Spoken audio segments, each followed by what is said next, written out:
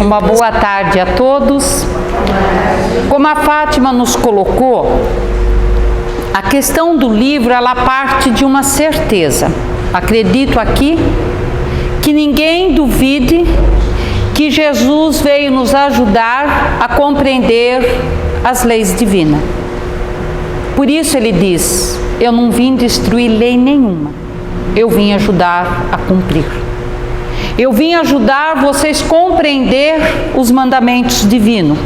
E para facilitar, eu vou resumir em 2 mandamentos, os 10 mandamentos. Primeiro, amar a Deus sobre todas as coisas. E o segundo, amar ao próximo como a si mesmo. E amar ao próximo como a si mesmo é nós fazermos ao nosso próximo aquilo que nós gostaríamos para nós. E evitar ao nosso próximo todo o mal que nós não gostaríamos para nós.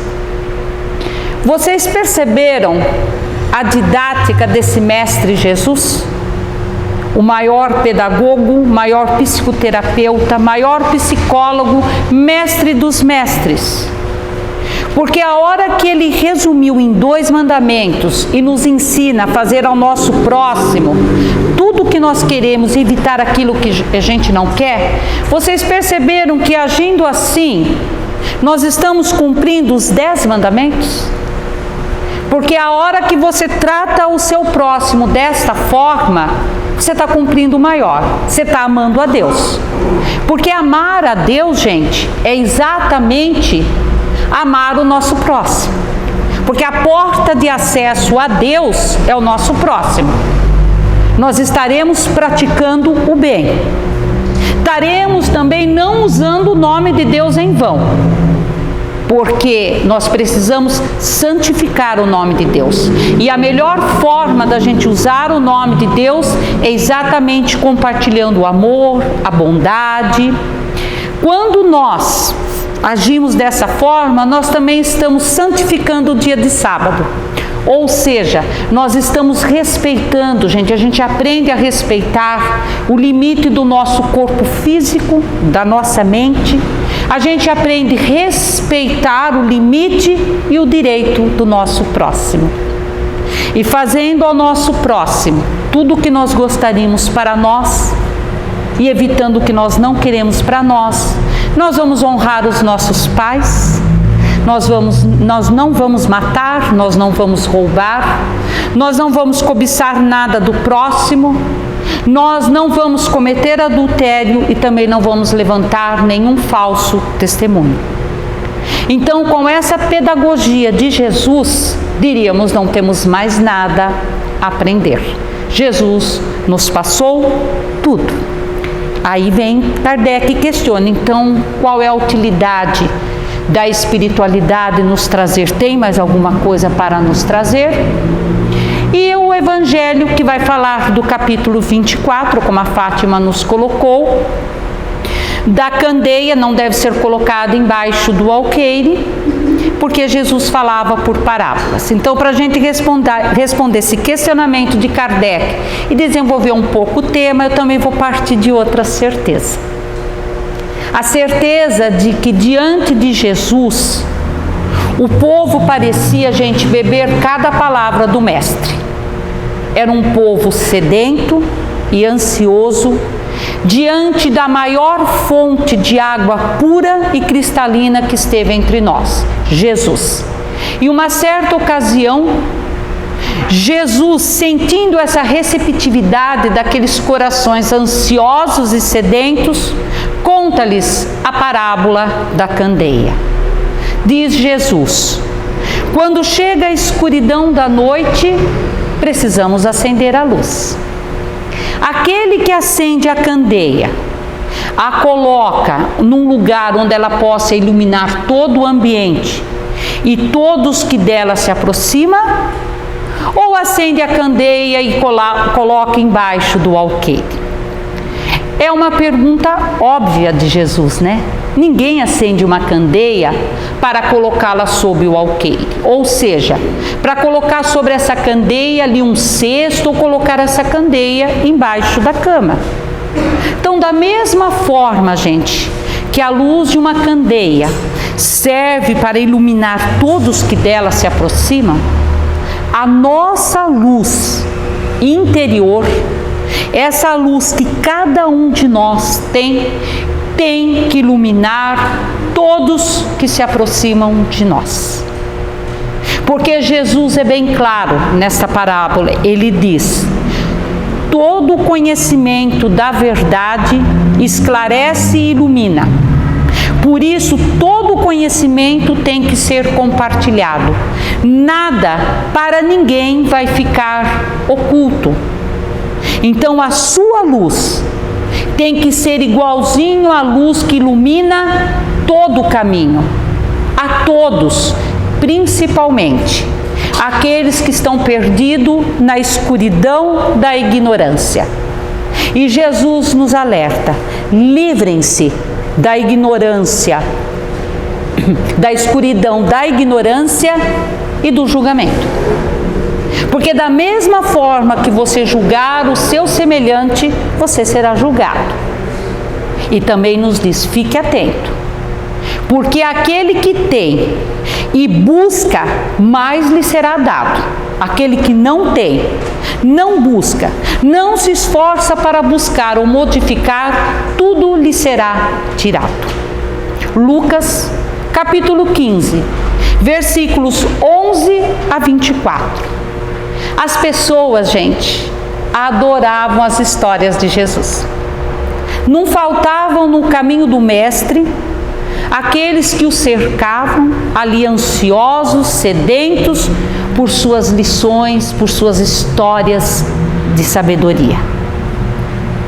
Mas vocês perceberam que tem algumas palavras de Jesus que chocam, né? Você fala: poxa, quem já tem, mais lhe será dado. Aquele que não tem, lhe será tirado. Então, às vezes, chocavam as pessoas não compreendiam muito bem. Por isso, um dos apóstolos falou: mestre, por que falas por parábolas? E Jesus até sorriu da ingenuidade daquele apóstolo. Ele não estava compreendendo que os simples ensina-se contando histórias. Essa era a didática de Jesus: ensinar nós, crianças espirituais, contando histórias. Então ele responde àquele apóstolo, gente, mas a resposta que Jesus dá serve para cada um de nós.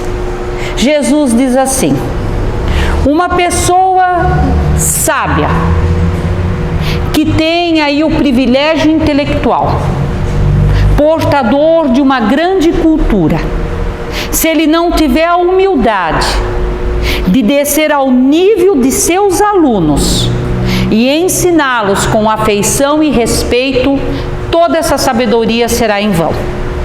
Vejam vocês, meus apóstolos amados, tenham a oportunidade de conviver comigo, de conhecer os mistérios do reino dos céus. E assim mesmo, muitas vezes vocês não compreendem o que eu estou falando. Vocês já imaginaram aqueles que estão perdidos na escuridão da ignorância? Por isso eu falo por parábolas, para ser mais fácil o acesso a todos em todos os níveis. Porque muitos, mesmo vendo, não vão ver. Mesmo ouvindo, não vão ouvir. Ou seja, muitos vendo não vão compreender e muitos ouvindo não vão entender.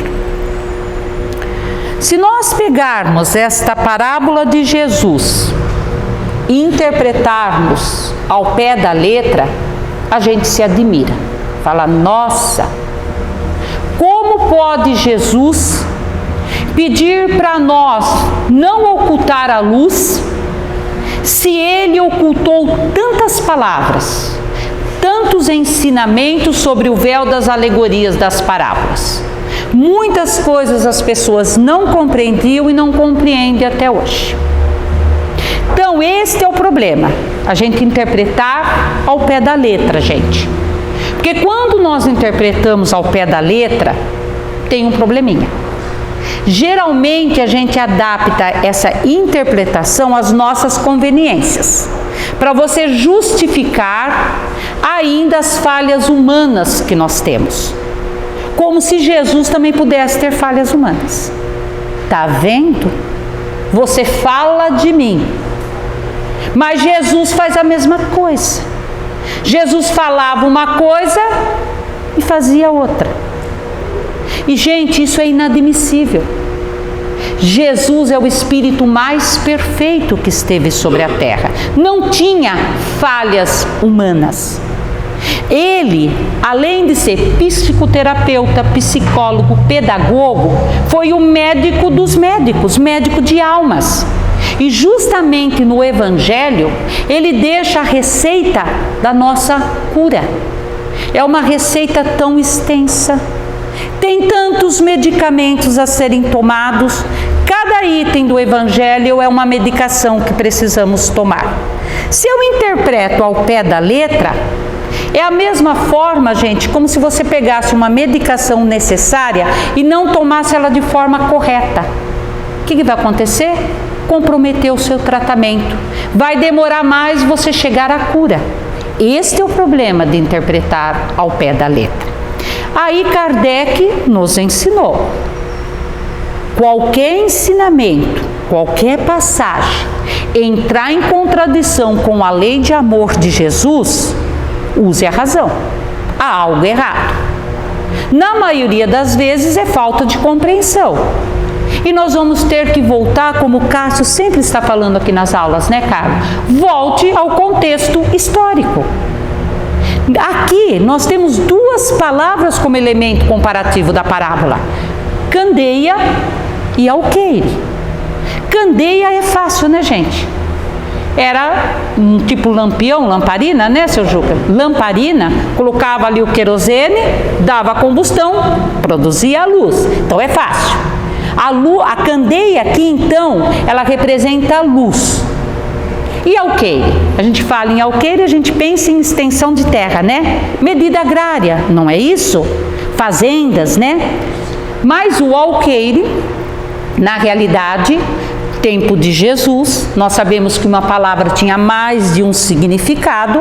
Alqueire vem do árabe, que significa um cesto para transportar alimentos, principalmente o grão. Então eles entenderam a hora que Jesus falou: você não acende uma candeia, uma luz, para colocar sobre ela um cesto. Eles compreenderam. Então o alqueire aqui seria um obstáculo para a luz. E eles compreenderam que você não acende uma luz e vai cobri-la, porque a luz perde a função dela, que é iluminar. Então essa luz que Jesus está falando, gente, é o nosso conhecimento. O nosso conhecimento, a nossa aptidão, o nosso talento tem que ser compartilhado. Aqui especificamente ele está falando para os apóstolos da divulgação do Evangelho. Tem que compartilhar. Porque senão, sabe o que vai ser o nosso conhecimento, as nossas aptidões, talento? É que nem você pegar aquele cesto ali que está para a rifa e colocar um monte de frutas lindas, maravilhosas. Sabe aquelas frutas que você come com os olhos? Mas eu falo assim: Lu, você não põe a mão não, tá? Não é para comer, é para ficar aí bonito, enfeitando. O que acontece com a fruta depois de um tempo? Apodrece, estraga. Ela não vai cumprir a sua função, que é alimentar. Então é o nosso conhecimento, ele tem que ser compartilhado. Mas aí, como Jesus está falando mais aos apóstolos de pregar o Evangelho, né, compartilhar, tem uma passagem ali que ele diz aos apóstolos: ide e pregai. E divide os apóstolos em 2, 3 e fala: levem a mensagem, purifique os leprosos, cure os doentes, expulse os demônios, tudo em meu nome. Mas não vão primeiro aos gentios, não é hora deles. Primeiro, resgatem as ovelhas perdidas da casa de Israel. Quando a gente lê isso, a gente deixa para lá, fala: fato histórico, né?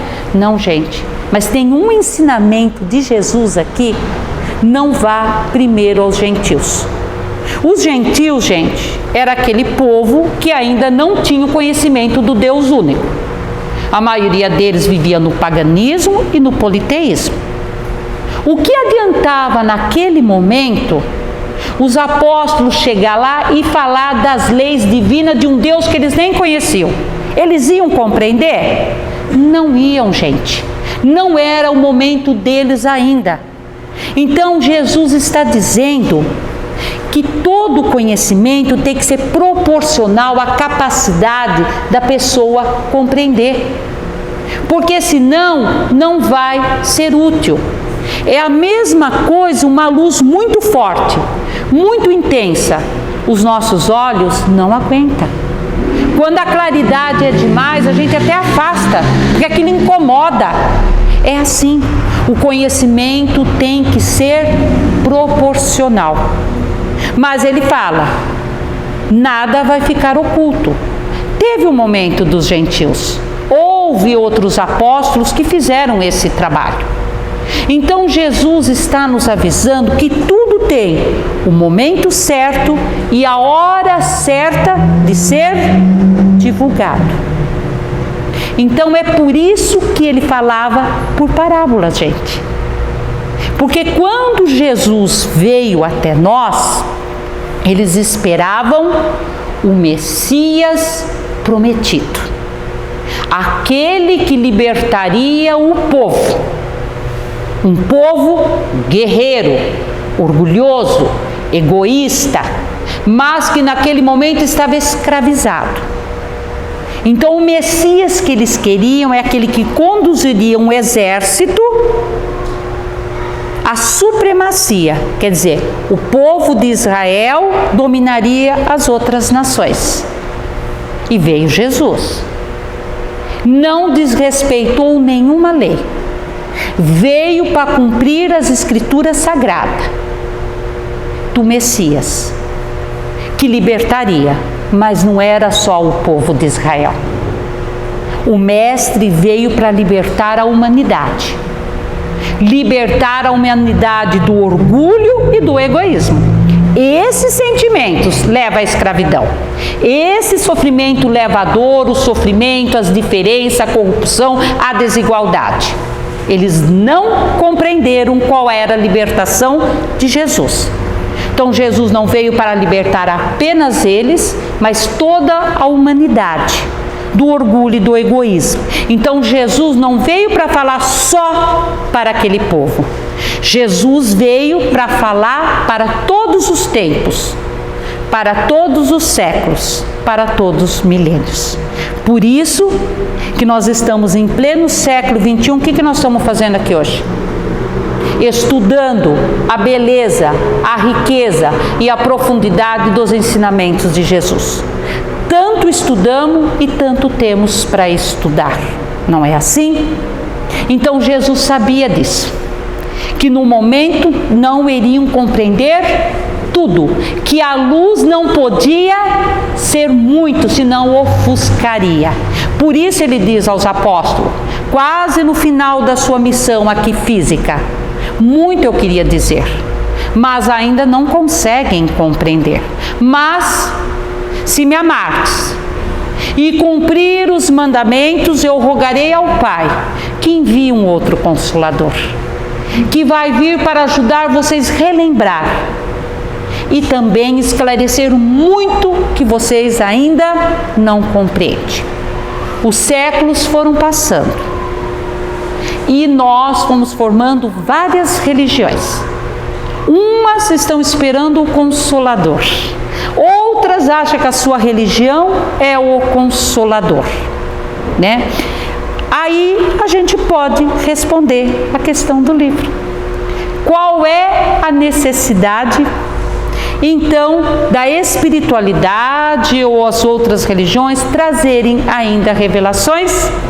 Porque tudo é aplicado para nós com doses homeopáticas, compreendendo o momento evolutivo que nós estamos.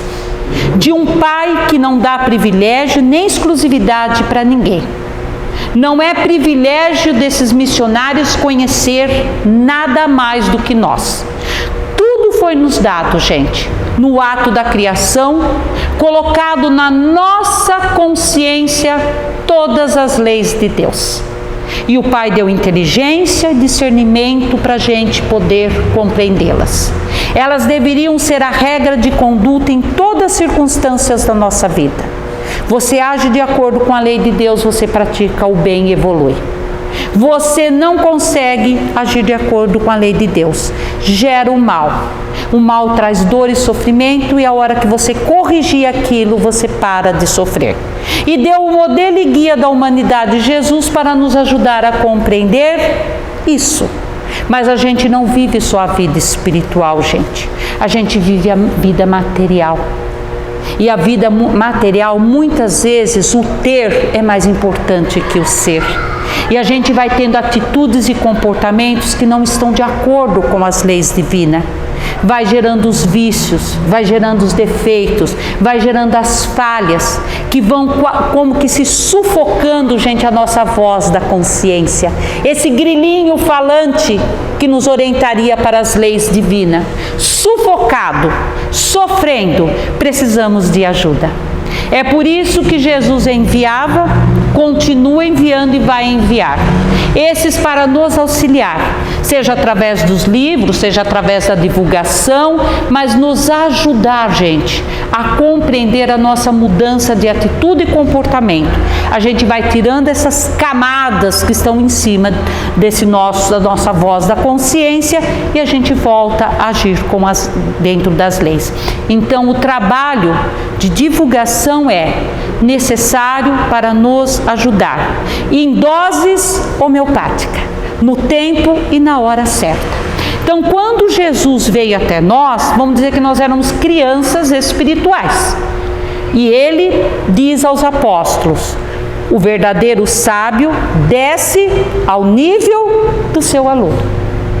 Então, a pessoa que realmente tem essa consciência, se ela tem que passar um tema, vamos dizer que a gente teria que falar de amor para uma criança, para um jovem, para um adulto e para um idoso, você vai falar da mesma forma?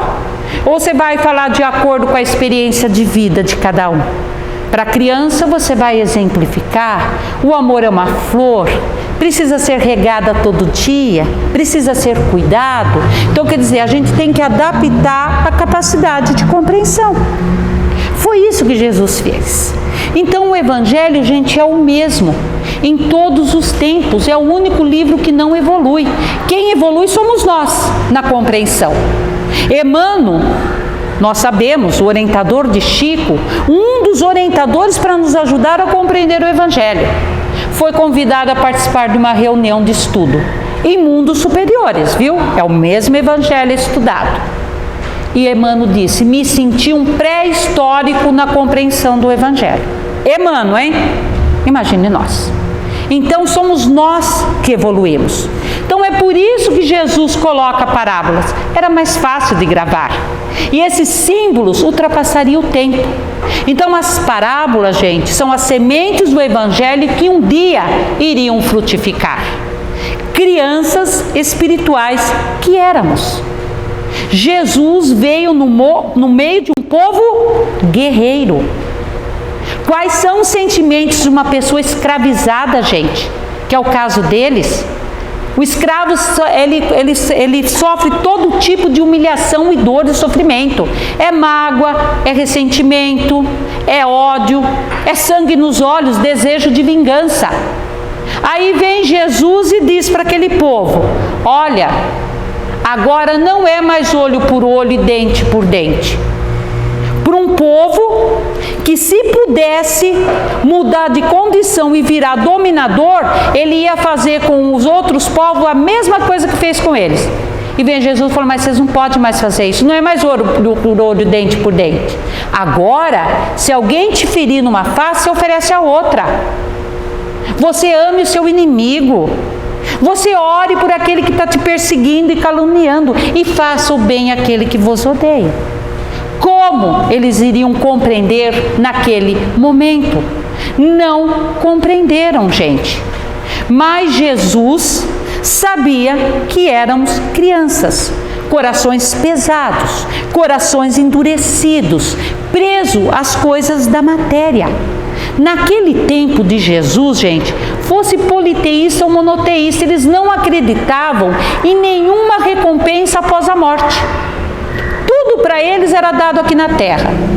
Os politeístas se fazia aquela barganha com os deuses, fazia adoração aos deuses, cumpria todas as leis, eles tinham tudo.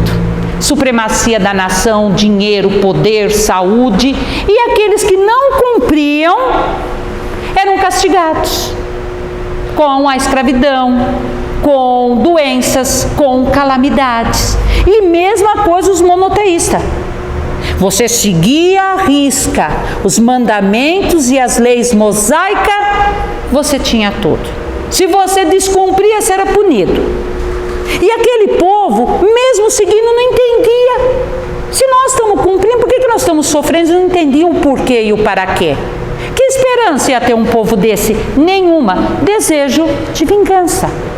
Aí vem Jesus, pega aqueles mais sofridos e dá para eles esperança. Naquele momento, a compreensão deles era esperança. E vem Jesus e diz: bem-aventurados todos vocês que sofrem perseguição, injustiça, padecem frio, fome, que tem um reino esperando vocês depois da morte. Melhorou um pouquinho, gente. Um povo sem esperança falou: nossa, vocês viram aquele rabino, aquele tal Jesus? Então, como nós não temos mais nada aqui na terra, ele prometeu para nós um reino depois que morrer. Ei, o que tem que fazer? Ah, não precisa muito não. Ele pediu para a gente não pagar com a mesma moeda, para a gente não matar, para a gente não se vingar, para a gente não fazer o mal para aqueles que estão nos prejudicando. Compreenderam a didática de Jesus? Crianças naquele momento espirituais, ele fez uma barganha, né? Era um Deus que punia, e aí você fazia aquilo lá e tinha uma recompensa. Era a forma que nós íamos entender naquele momento. Porque mesmo achando que só isso eles já ganhariam o céu, melhorou, gente. Porque a hora que você deixa de praticar o mal, mesmo que seja para ganhar uma recompensa, você está mudando atitude e comportamento. Didática perfeita para crianças espirituais. E o restante? Não adiantava Jesus falar: olha, Mari, você está sofrendo aqui na terra, ato consequência. Ah, você não sabe o que você fez aqui? Mas é de outra encarnação. Você foi e já voltou várias encarnações. Deus não pune, Deus não castiga, viu? Ele dá oportunidade para você. Você volta aqui na terra, aprende as lições e para de sofrer. Está nas suas mãos acabar o sofrimento. Não era o momento, porque a gente só tinha a visão desta vida. Aí o que ele fez? Com a pluralidade dos mundos, lei de ação e reação, que está na mão de cada um de nós, na mudança de atitude, de comportamento, que é um Deus de amor que dá oportunidade, tudo oculto nas parábolas, esperando que a gente fosse crescendo. Deixou tudo ali no véu das parábolas. E nós fomos crescendo. Os séculos foram passando e aos pouquinhos a gente foi tirando todo esse véu. E chegamos agora, quase no final dos tempos. E eu pergunto: estamos preparados para terminar de descobrir, tirar o véu das parábolas? Porque no Novo Testamento está assim: no final dos tempos, muitos estarão distraídos. Aí mais uma vez adaptamos as nossas conveniências. Final dos tempos. Tem religião esperando Jesus voltar para fazer isso. O julgamento final vai continuar esperando. Jesus nunca foi, né, gente? Só fisicamente, né? Ele nos acompanha do início da criação e está conosco. Tem outras religiões que Jesus voltando vai sentar e vai separar a direita e a esquerda. Outros não é nem Jesus, é Deus que vem e faz esse julgamento.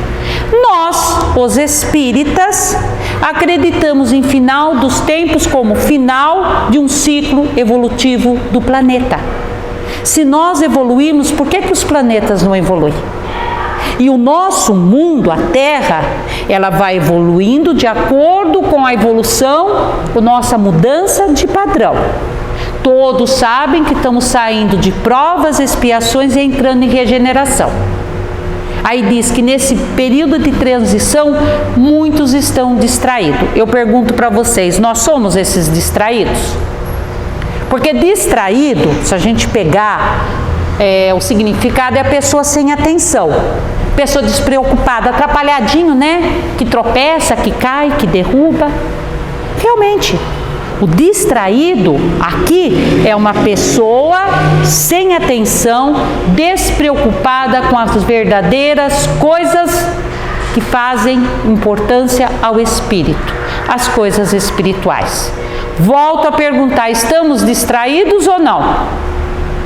Vocês acham que a gente não está distraído com as coisas da matéria, com todos os recursos tecnológicos? A TV, ela oferece tantas opções, tantos aplicativos, que eu fico desesperada, ansiosa, eu perco noites de sono maratonando séries, porque está começando outra. E a internet? As redes sociais, que eu me conecto ao mundo. Um segundo fora do celular, eu não estou mais atualizada com as notícias do mundo. Não as fofoca, porque espírita não fofoca.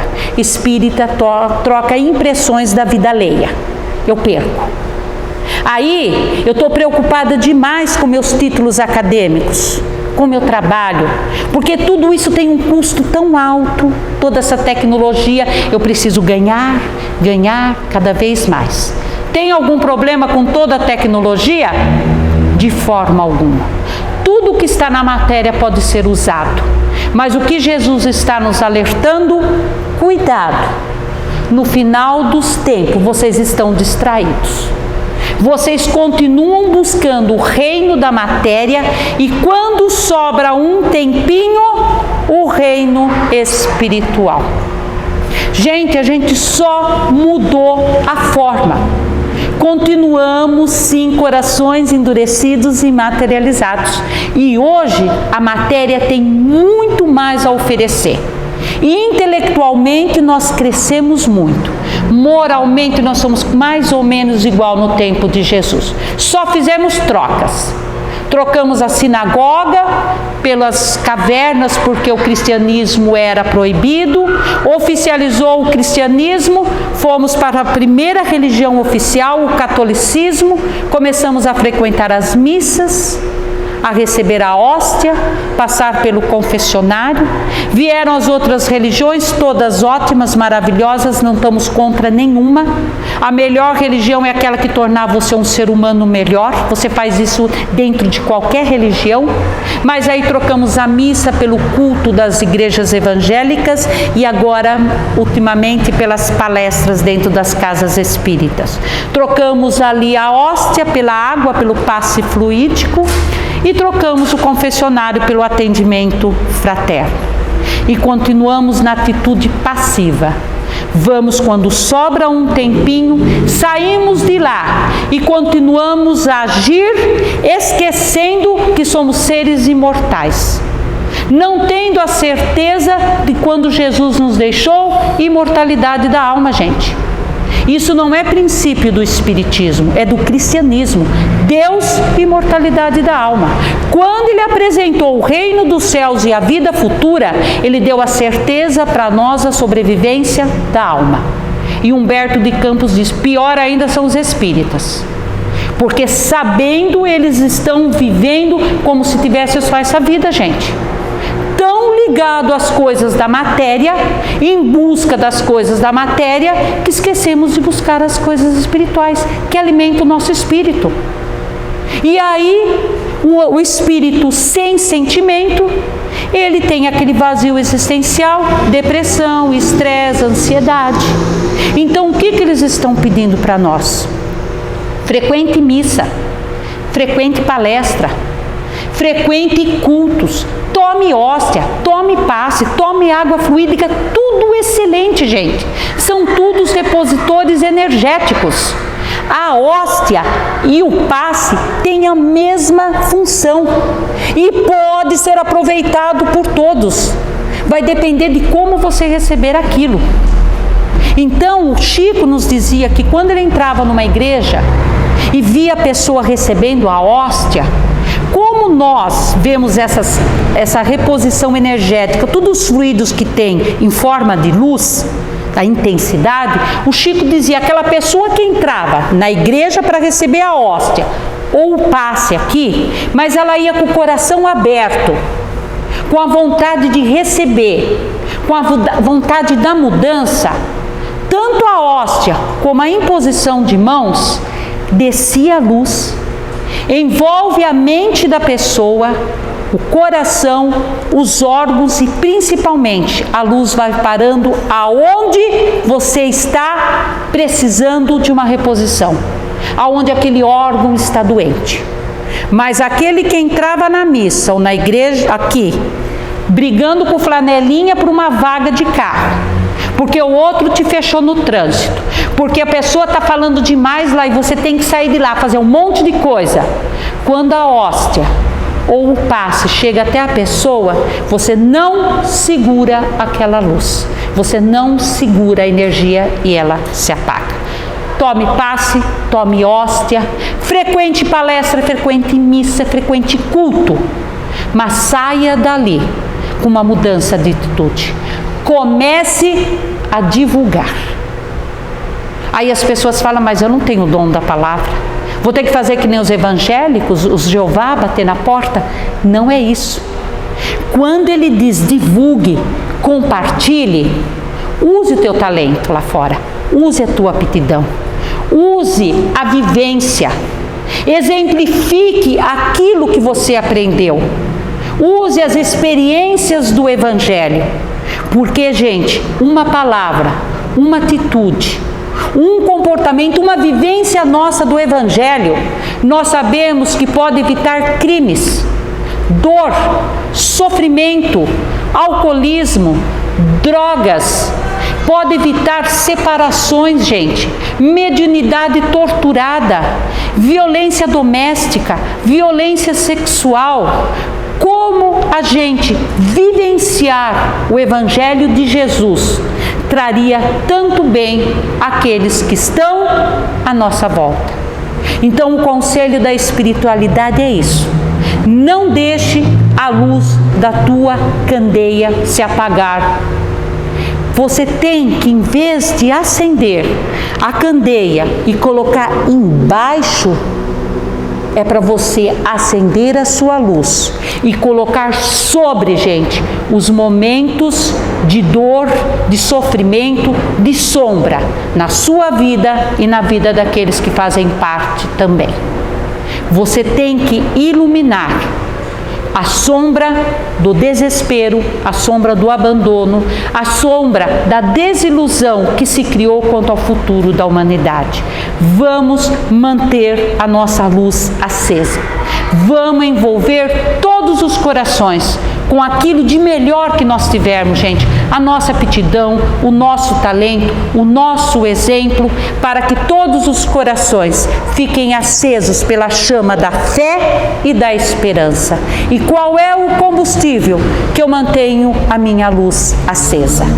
Um sentimento chamado doação. É você dar aquilo que você pode. É o amor, gente, é o amor doação, é o amor renúncia, é o amor sacrificial, é aquele momento aonde você sacrifica os seus interesses próprios, doa o que você tem de melhor em favor do outro. Quem faz isso encontrou, gente, a fonte inesgotável para manter a nossa candeia acesa. Boa tarde a todos. Eu pensei que podia viver por mim mesmo. Eu pensei que as coisas do mundo não iriam me derrubar.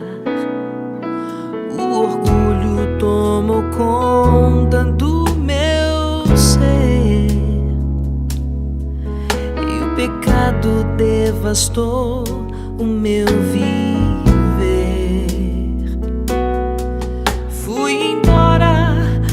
disse: ó Pai, dá-me o que é meu, da minha parte que me cabe da herança.